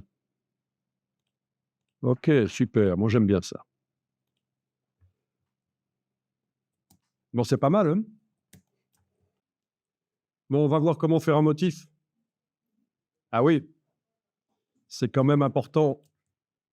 OK, vous allez utiliser une illustration que vous avez faite, soit, une des dernières, soit le cheval de tout à l'heure, peu importe. Ici, je vais la copier-coller dans un nouveau document que je vais faire, ce sera plus clair. Donc, nouveau document que j'ai fait au départ du template qu'on avait mis au point. Je colle, voilà. Et alors, je vais peut-être pour la suite ajouter la gamme de couleurs de cette illustration, l'ajouter au nuancier. Donc, nouveau groupe de couleurs, ou alors il y a aussi ajouter les couleurs sélectionnées. Là, ça ne met pas dans un groupe, ça les met là à la suite en tant que couleur globale. Vous voyez, avec le petit triangle blanc, ça veut dire qu'elle est globale, la couleur. Vous voyez ce que c'est une couleur globale? OK, une couleur globale, c'est très intéressant. Vous avez ça quand vous créez une nouvelle couleur aussi, la possibilité, une nouvelle nuance, là, dans le menu. Vous avez la possibilité, mais c'est coché d'office, qu'elle soit globale. Voilà, la voilà. Et celle que j'avais faite avant sont globales aussi. Ça veut dire que, voilà, si je crée des illustrations avec les couleurs globales, là, vous voyez, je suis en train d'utiliser les couleurs que j'ai faites là. OK. Et avec du texte aussi éventuellement. Voilà. Et plein d'autres formes. Bon, vous comprenez le principe. Eh bien, l'avantage, c'est que je vais pouvoir, après avoir fait mon illustration, avoir une possibilité de modifier la totalité de l'illustration sans rien sélectionner dans l'illustration, rien qu'au départ du nuancier. Donc là, je n'ai utilisé que des couleurs globales. Je vais quand même en utiliser encore une, mais qui n'est pas globale. Ça va être ce brun ici. Voilà. Donc rien n'est sélectionné. Si je double-clique sur le bleu global ici, j'ai la case aperçue qui est cochable. Et quand je modifie le bleu, ça modifie tous les bleus. Voilà. Ça veut dire que quand vous faites une illustration, vous n'êtes pas obligé au départ d'avoir les bonnes couleurs. Vous pouvez dire, je mets des couleurs, je verrai ça après, quand l'illustration sera faite pour modifier les couleurs. Donc, c'est un peu le prolongement de ce qu'on vient de voir, parce que c'est aussi une manière de modifier les couleurs. Par le nuancier, en double-cliquant, avec la case aperçue cochée, on peut aller modifier. Là, il n'y avait qu'un seul objet qui utilisait le rose. Le vert, voilà. Le bleu n'était utilisé qu'à un endroit aussi, voilà. Et alors le brun, que j'ai utilisé et qui n'est pas global, si je double-clique, il y a la case aperçue, mais global n'est pas coché, donc il n'y a pas de lien entre la couleur et l'objet, les objets. Vous voyez, donc là, par rapport aux précédentes, l'objet ne change pas de couleur. Il n'y a pas de lien. Et si je coche global maintenant, OK, je viens de la transformer en global, mais il faut quand même que je l'attribue à l'objet en sélectionnant l'objet pour que je puisse par la suite, sans même devoir sélectionner l'objet et même en ayant plusieurs objets de cette couleur-là, pouvoir modifier. Voilà. Vous voyez le principe, hein? Une couleur qui a été attribuée à un objet alors que la couleur n'était pas globale, ça ne va pas permettre de, même en la transformant en globale, il faut quand même la réattribuer aux objets. Et des couleurs qu'on ajoute par le système nouveau groupe de couleurs ou ajouter les couleurs sélectionnées, elles sont d'office globales, comme vous voyez. Ça veut dire que sans même avoir les capybaras sélectionnés ici, si je vais modifier une couleur, ça devrait modifier ouais, toutes les formes qui utilisent cette couleur. Mais alors, le problème, c'est qu'il y a plein de nuances, en fait, ici. Voilà. Donc, par exemple, si je modifie cette couleur-là en double-cliquant sur elle, voilà, ça modifie toutes les couleurs, mais ça marche pas super bien ici parce qu'il y a plein de nuances qui se ressemblent. Vous voyez, il y a plein de bruns. La gamme n'est pas assez limitée. Donc l'explication sur les capybaras ne marche pas très bien. Donc ça, c'est très utile, les couleurs globales. Vous faites une illustration et après, par le double clic sur les couleurs dans le nuancier, vous modifiez plein d'objets qui utilisent ces couleurs-là. Même si elles sont utilisées dans un dégradé ou ça va quand même se modifier. Dans InDesign, les couleurs sont d'office global. Il n'y a pas à cocher ou pas, c'est d'office global. Donc c'est très intéressant aussi. Vous faites une mise en page, les couleurs sont pourries. À la fin, vous les modifiez. Ça modifie dans les 10 ou centaines de pages du document, ça modifie toutes les couleurs. C'est intéressant. OK, donc là, on en était à dire qu'on allait quand même tester la création d'un motif.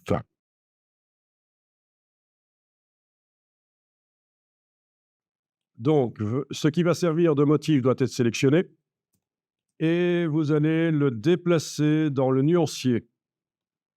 Donc, vous déplacez dans le nuancier à la fin des échantillons de couleurs ou au début, c'est vous qui voyez. Voilà, je les ai mis au début. Ils sont là. Ne cliquez pas dessus parce que sinon, ça va appliquer le motif sur ce qui a servi à faire le motif. Ça va faire une explosion. Je teste pour vous montrer. Ah ben là, ça a fait n'importe quoi.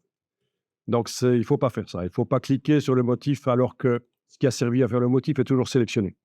Donc, l'idée ici maintenant, c'est que rien n'est sélectionné. Vous allez devoir zoomer en arrière et mettre sur le côté la page, c'est mieux. D'accord? Et on va entrer dans l'éditeur de motifs. Donc, on double-clique sur le motif et vous voyez l'intérêt d'avoir mis sur le côté le plan de travail avant, c'est qu'il n'est pas visible là, il n'entre pas en conflit avec l'éditeur de motifs.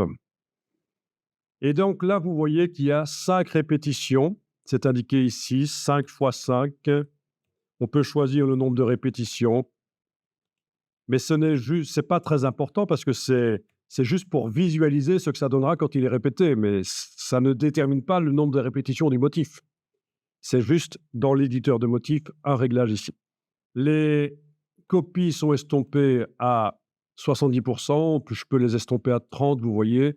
Et donc l'original est là au centre et les copies sont estompées, mais je vais les mettre moi à 100% parce que je veux réellement voir ce que ça donne. Donc elles sont autant denses que l'original. Bien. Ça va jusque-là? Vous avez la possibilité ici de déterminer le type de mosaïque. Donc, à la place de grille, on peut par exemple prendre grille, brique par colonne. Voilà. OK. Donc, alors, super important, vous avez ici cette icône que vous pouvez enclencher et qui va vous permettre de déterminer manuellement les espacements entre les répétitions de motifs. Donc, dès que vous cochez cette icône, vous avez le rectangle bleu ici qui a des poignées et quand vous agrandissez, ça espace les répétitions.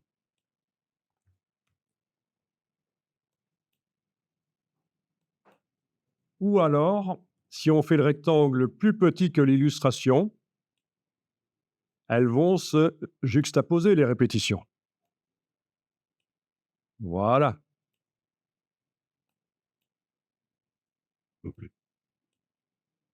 Les répétitions se juxtaposent. Intéressant.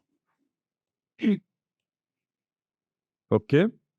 À partir du moment où vous avez des juxtapositions, il va falloir décider comment ça marche. Les chevauchements. Je vais uniquement ici gérer le chevauchement gauche-droite parce que sinon ça devient le fouillis. Voilà. Les chevauchements, ça va être ici, en fait. Celui qui est à droite est au premier plan. Donc, actuellement, celui qui est à droite est à l'arrière-plan. Toujours, voyez? Celui qui est à droite de celui que je regarde est à l'arrière-plan. Mais là, si je fais ça, celui qui est à droite devrait être au premier plan. Oui, ça marche pas. Ça marche pas là. Il va falloir essayer l'autre. Ah, ben c'était l'autre. On avait l'autre bas au premier plan. Il considérait qu'il était en bas, en fait. Voilà, bas au premier plan, ça marche. Voilà les répétitions. Et alors, quand vous jugez que vous avez un motif intéressant, vous pouvez l'envoyer dans le nuancier en cliquant sur enregistrer une copie. Et ne cliquez pas sur terminer ou annuler. Juste enregistrer une copie.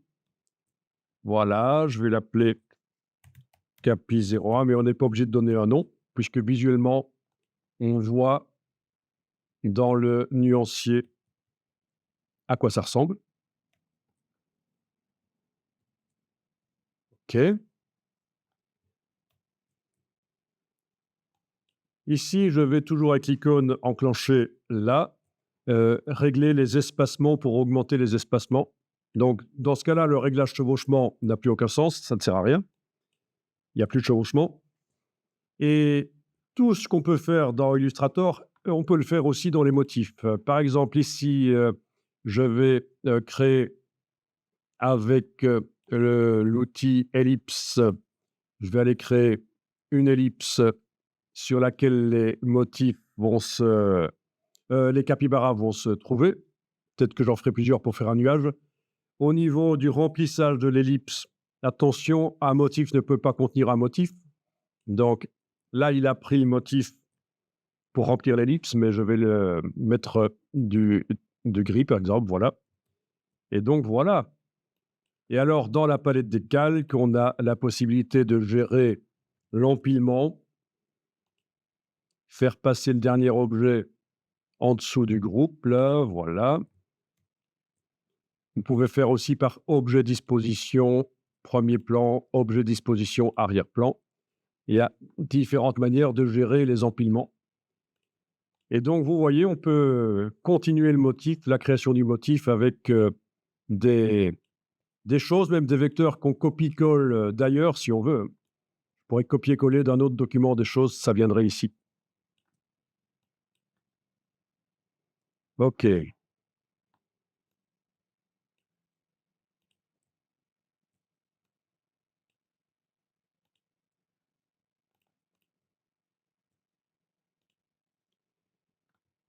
c'est à l'infini, hein, c'est génial parce qu'avant, avant que ça apparaisse dans la version CS6, il y a une quinzaine d'années, c'était assez difficile de faire des motifs.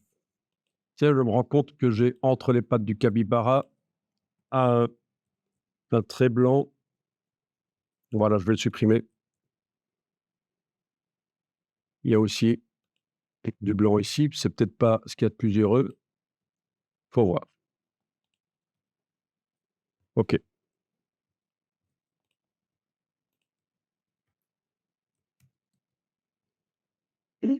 OK, il faudrait faire des trous avec ça, c'est un peu compliqué. C'est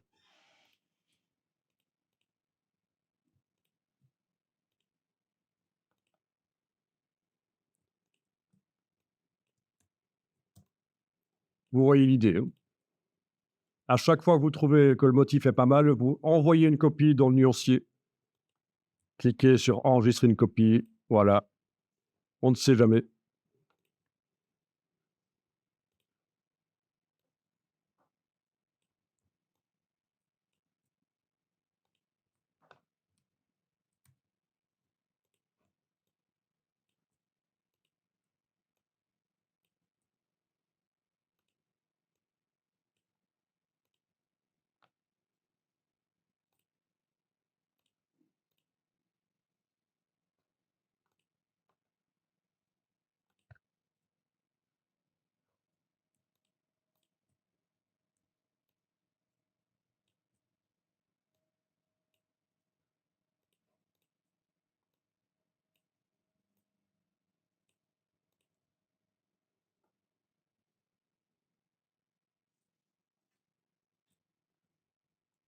Enregistrer une copie à chaque fois et puis quand on a fini, on sort du fil d'Ariane par la flèche ici plusieurs fois s'il faut.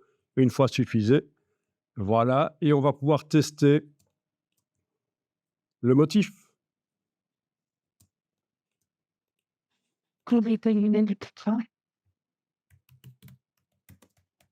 Donc, quand on a terminé, on clique sur la flèche en haut à gauche pour sortir de l'édition de motif. Et on pourra y retourner quand on veut en double-cliquant sur le motif. Il est possible d'utiliser dans un motif des images pixels, mais il faut qu'elles soient importées dans Illustrator en tant qu'image incorporée, donc pas liées. Vous pouvez directement, quand vous êtes dans l'édition de motif, importer les images pixels. Ça devrait fonctionner. Il est techniquement possible d'utiliser un motif dans un motif si on fait une opération, si on décompose la forme, si on vectorise le motif à l'intérieur du motif, mais ça devient un peu compliqué. Ça peut faire des choses un peu lourdes. Alors, l'idée ici, c'est de prendre un rectangle et dans la case de fond, d'appliquer le motif pour voir ce que ça donne. Voilà.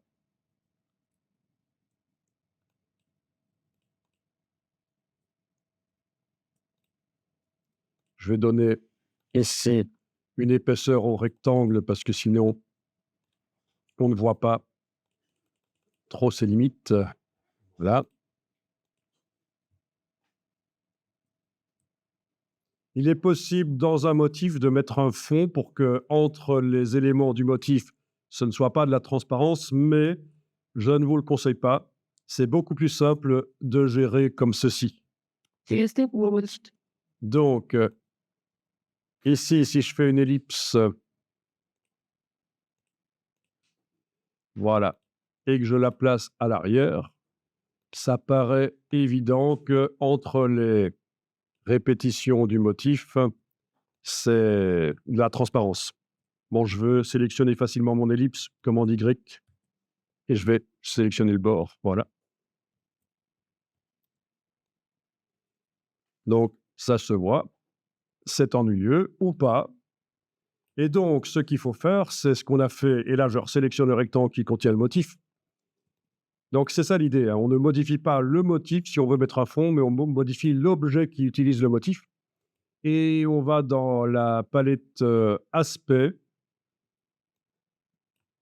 ajouter un nouveau fond, ou dupliquer celui-là. Et à la place du motif dans le fond du bas, on va mettre une couleur, celle qu'on veut. Voilà. Ça peut même être un dégradé, bien sûr. Voilà.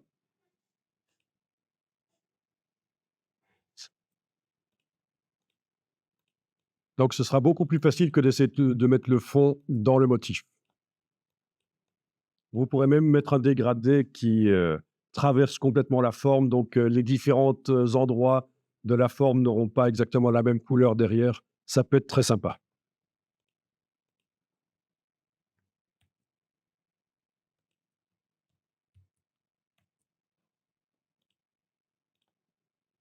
Et pour modifier la dimension et la rotation du motif, ben c'est, comme on avait vu, en ayant le rectangle sélectionné. Mais attention, il y a un piège. Étant donné que j'ai plusieurs fonds, il faut que je précise que je modifie le fond à motif dans la palette aspect. Sinon, ça ne marchera pas. Donc, je double-clique sur l'icône de mise à échelle. Je décoche transformation d'objet. Je modifie ici 50% touche tabulation et voilà, ça fonctionne. 200% touche tabulation. Enfin, voilà. 70, voilà. OK. Je double-clique sur l'outil rotation et je vais pouvoir le tourner éventuellement. Voilà. Et alors, quelque chose qu'on n'a pas vu, c'est le positionnement du motif par rapport au rectangle. Si je déplace le rectangle ici, le motif se déplace avec, on est d'accord? Bon. Bien. Je vais faire ça. Vous allez voir. OK.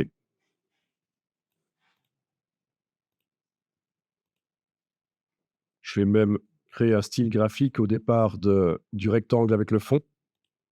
Voilà, comme ça, je peux sélectionner mes cercles et appliquer rapidement le style graphique. Voilà. Bien. Donc, je vais le mettre là, ça fait un peu trop Mickey. Euh, voilà. Donc, si on déplace, ben justement, j'aurais pas dû déplacer. Si on déplace, le motif suit avec. C'est pas toujours ce qu'on veut.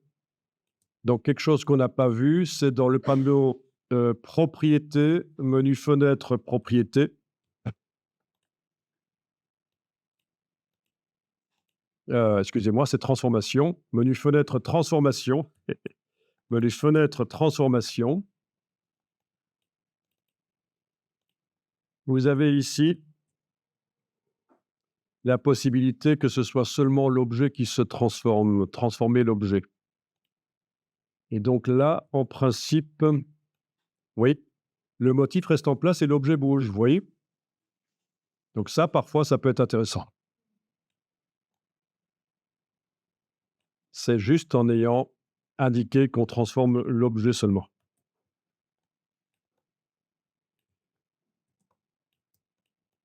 Là aussi maintenant, c'est pour tout, waouh, c'est pour tout le document.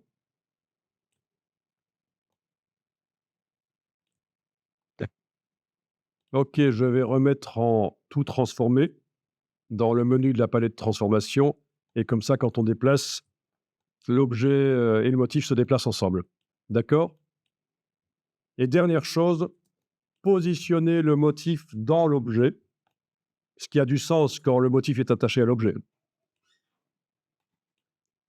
C'est le double clic sur la flèche noire dans la palette des outils.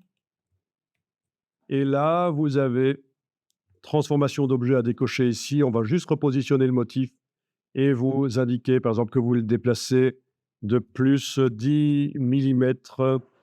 Voilà, en horizontal, touche tabulation, et voilà. Ou alors de moins 15 millimètres, touche tabulation, voilà. En vertical, plus 10 mm, ça va se déplacer vers le bas normalement, oui, parce qu'en fait, l'origine 00 est en haut à gauche de la page. On veut remonter le motif dans la forme, ça va être dans ce cas-là, en vertical, moins. Allez, je vais faire moins 15 mm, touche tabulation, il remonte. Donc ça, c'est le repositionnement précis du motif dans la forme, grâce au double clic sur la flèche et ici. Mais bon, c'est... Alors une solution pour la dernière chose que j'ai montrée là, parce que c'est un peu foireux, les histoires de moins quelques millimètres, plus quelques millimètres, c'est un peu foireux. Donc, ce qui est possible de faire aussi, qui est quand même un peu plus intelligent, c'est ceci, dans transformation, dans le menu transformation, de revenir en transformation d'objet seulement. Et là, de positionner l'objet par rapport au motif, C'est pris, quoi. positionner l'objet par rapport au motif, et quand c'est bon, le positionnement du motif dans l'objet, je reviens ici dans transformation, tout transformer, et je peux bouger l'objet, et le motif est attaché au bon endroit. Donc c'est mieux. C'est mieux que de double-cliquer sur la flèche noire et commencer à essayer en transformation de motif de repositionner le motif avec des plus et des moins après le positionnement. Donc je récapépète, en étant en transformation d'objet, je repositionne l'objet par rapport au motif. Quand c'est bon, je repasse en transformation tout transformé et ça bouge, il est correctement positionné.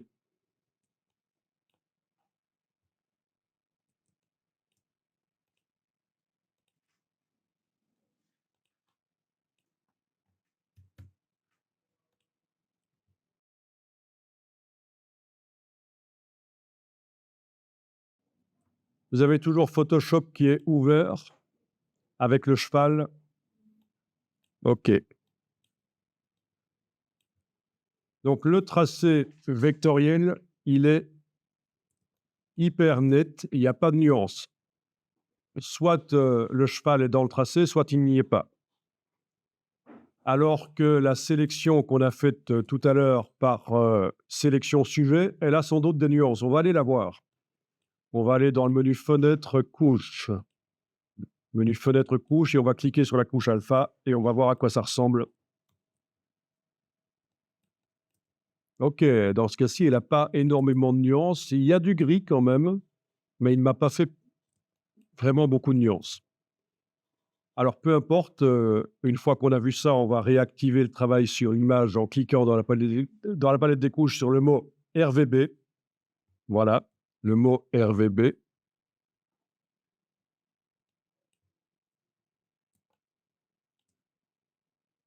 Alors, vous n'avez plus besoin du tracé. Dans la palette des tracés, vous pouvez cliquer en dessous, comme ça, il n'est pas affiché. OK, c'est bon. Palette des couches, vous voyez le principe. Si on clique sur la couche alpha, on voit la sélection mémorisée. Pour revenir travailler sur l'image, pour pouvoir continuer à travailler sur l'image, il faut réactiver en cliquant sur le mot RVB. Et ceci n'est pas un mot, je le précise, parce que souvent on confond. Voilà. Donc, il y a deux colonnes dans la palette des couches. La colonne de l'affichage et la colonne de l'activation. OK, alors ce qu'on va faire ici, c'est qu'on va supprimer le décor, enfin, on va masquer le décor du cheval et récupérer le cheval dans Illustrator pour le vectoriser en couleur. Parce que c'est une chose intéressante à faire, de pouvoir le vectoriser en couleur. On va voir ce que ça va donner. Donc, vous enfoncez la touche commande du Mac ou CTRL UPC, et pendant que vous avez la touche enfoncée, vous cliquez sur la vignette de la couche alpha. C'est la même chose que de faire menu sélection, récupérer la sélection. Dans la palette des calques, vous allez ajouter au calque un masque qui va être créé automatiquement sur base de la sélection qu'on voit là. Vous cliquez sur l'icône masque et voilà. Quand un calque a un masque, il faut décider si on travaille sur la partie gauche ou la partie droite. Donc là, il n'y a plus de pointillé. Il n'y a plus de sélection, elle a été transformée en masque de fusion. On va travailler sur la partie droite et je vais juste au pinceau aller dessiner en blanc à l'endroit de l'œil parce que je voudrais qu'il apparaisse. Mais oui, ce qui est blanc dans un masque, c'est ce qui fait apparaître la partie correspondante. Et ce qui est noir, c'est ce qui fait disparaître. Voilà. Donc, voilà, quelque part, un masque, c'est un peu comme le quick mask de tout à l'heure. On dessine au pinceau en noir ou en blanc dedans. D'ailleurs, il est possible, dans la palette des couches, de l'afficher comme tout à l'heure, avec même la couleur qu'on veut, comme un quick mask, en fait. Hein. Ça peut être très pratique. Voilà, comme ça. Mais c'est du Photoshop, je ne vais pas m'étendre là-dessus. OK, donc l'idée, c'est d'enregistrer ceci au format Photoshop, enregistrer sous.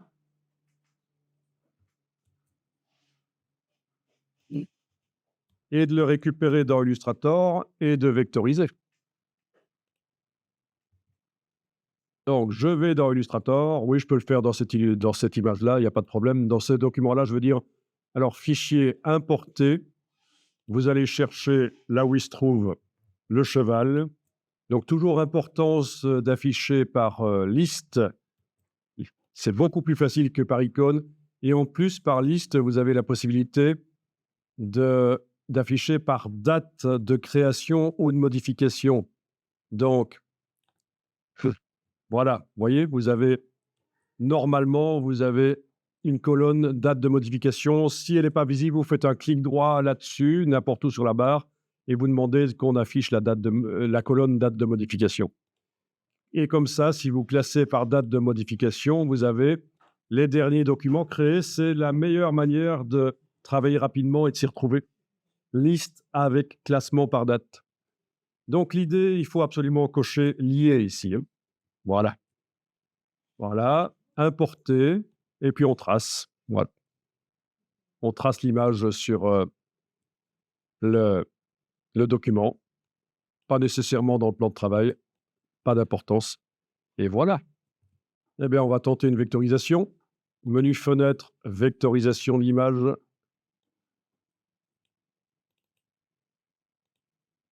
Il dit que ça risque d'être lent sur l'image. Voulez-vous continuer?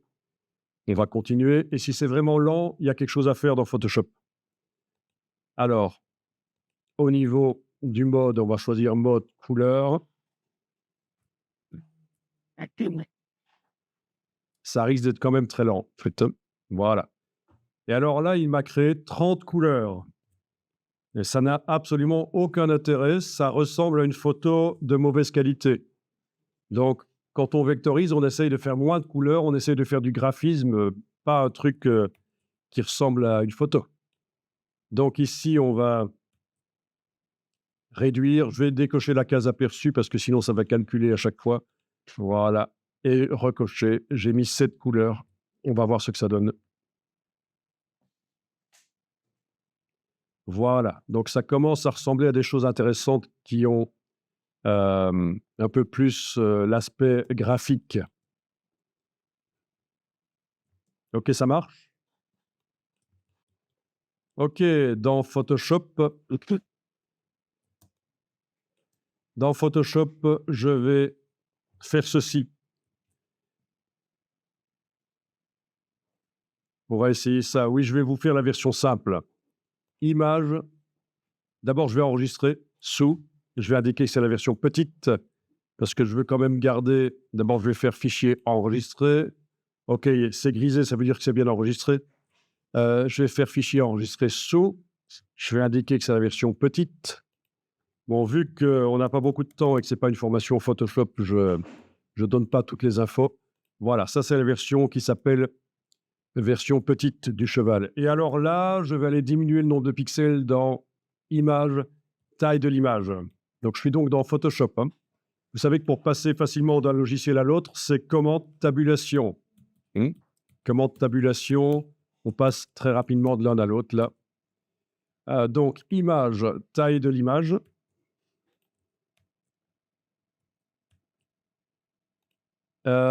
Ici, je vais indiquer des pourcents. On a bien pourcent des deux côtés. Qu'est-ce qui est indiqué ici comme méthode de rééchantillonnage chez vous? Oui. Automatique? OK. Et alors, je vais peut-être diminuer. Je vais mettre 33, par exemple. Voilà, ça va faire 9 fois moins de pixels. À la place d'une image de 30 mégas, je vais en avoir une de 3. Donc, c'est à peu près 9 fois moins. Oui, 3,34, c'est 9 fois moins que 30,7. OK. Voilà, donc l'image est moins précise, elle a moins de pixels, mais ce sera plus rapide dans Illustrator. Je fais fichier enregistré. Voilà. Et je vous fais à nouveau la version simple. Je retourne dans Illustrator et je vais importer cette image petite.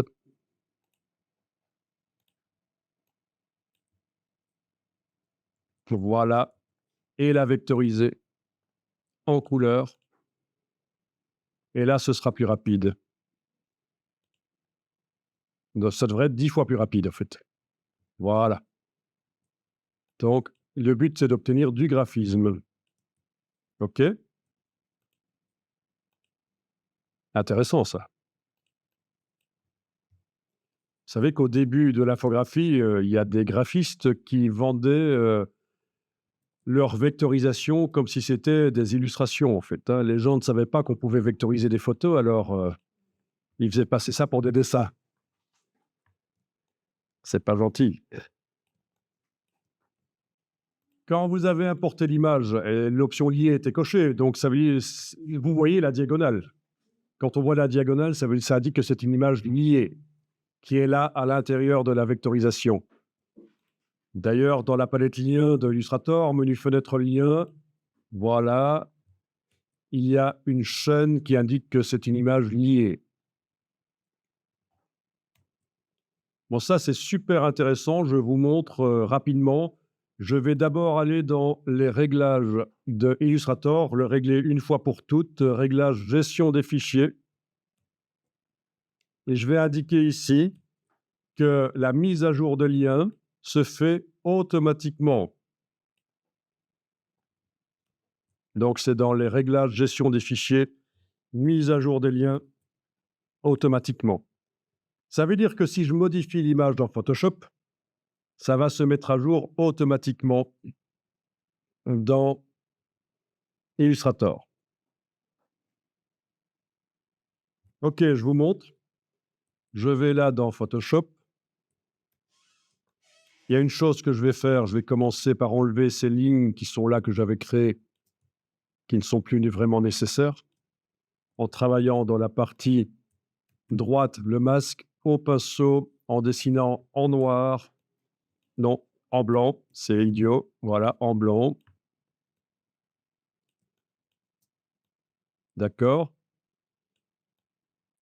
Si je fais fichier enregistré, il ne faut surtout pas changer de nom, donc je fais fichier enregistré dans Photoshop, je reviens dans Illustrator et tout de suite, il fait la mise à jour. OK, autre chose, j'ai le dessus du cheval ici qui n'est pas vectorisé. Oui, c'est vrai qu'il y a quelques réglages qu'on pourrait faire dans le panneau vectorisation de Illustrator, mais je peux aussi faire ceci. Je vous fais la version rapide, c'est pas ce qu'il y a de mieux, mais donc dans Photoshop, je vais aller chercher, où est-ce qu'ils ont mis ça maintenant? Là, voilà. L'outil, pas l'outil doigt, idiot, c'est celui-là, voilà, l'outil Densité Plus, qui est derrière l'outil Densité Moins. Densité Moins sert à éclaircir, Densité Plus sert à assombrir. Je modifie la taille du pinceau, on a la force de l'outil ici au-dessus, et qu'est-ce qui vise principalement? Dans ce cas-ci, ça va être le ton clair, et je vais passer là au-dessus. Je suis en train d'assombrir le dessus, vous avez vu? Donc, je vais vous montrer l'avant-après à l'aide de l'historique de Photoshop.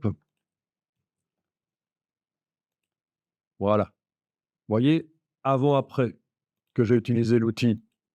Et donc, si je fais maintenant fichier enregistré, dans Illustrator, la partie du dessus du cheval devrait être prise en compte.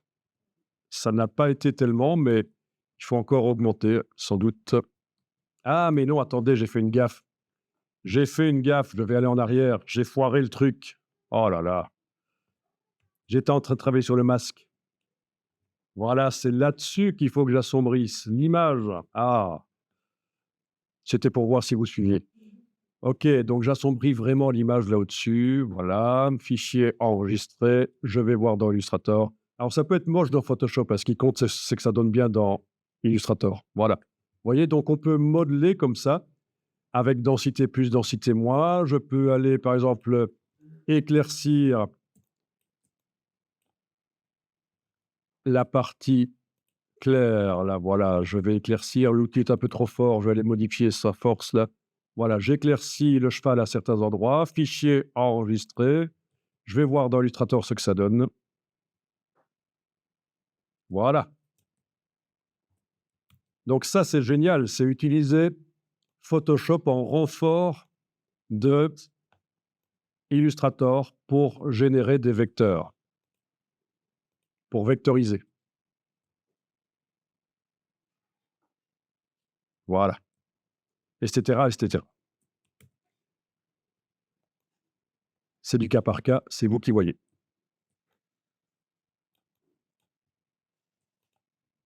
Donc, ça peut être moche dans Photoshop, ce qui compte, c'est que ça donne bien au niveau de vectorisation ici. Voilà. OK, et la vectorisation est toujours modifiable dans Illustrator par le panneau vectorisation. Voilà, on a le nombre de couleurs qui va pouvoir être modifié. Oui, il y a un petit bug, il indique 30 couleurs là, mais en réalité, il y en a 4. C'est ce que j'avais choisi avant, qui est bien pris en compte, hein. Mais il revient à 30. Il y a les paramètres ici, avec la possibilité de simplifier le tracé. Très intéressant pour enlever des vecteurs, pour que ça lisse plus. Donc, je vais faire moins de points d'ancrage. Voilà. Voyez? Très intéressant. L'option simplifier. Les tracés, est-ce qu'on veut plus d'angles ou moins d'angles? Tout ça se décide par les paramètres avancés là. Voilà. Donc, voilà, voilà.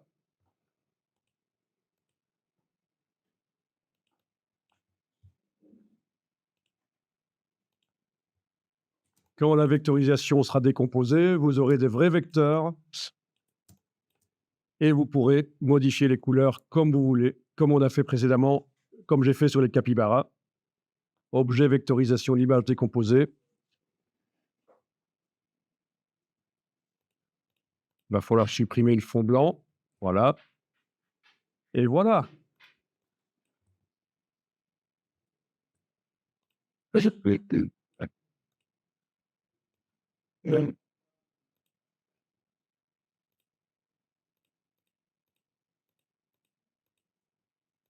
OK.